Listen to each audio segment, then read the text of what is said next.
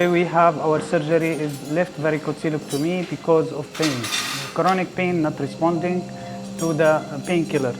So the indication for the surgery in our cases for varicocelectomy is just consistent pain not relieving by the painkiller, and also infertility and decrease in the testicle size and abnormality for the semen test after marriage by 1 year. अस्सलामु अलैकुम, मैं परवेश कमाल, मैं बांग्लादेश से हूँ। मैं इधर आज आया था एक सर्जरी करने के लिए। सर्जरी अच्छी तरह से हो गया, तो मेरे को पता भी नहीं चला कैसा हो गया।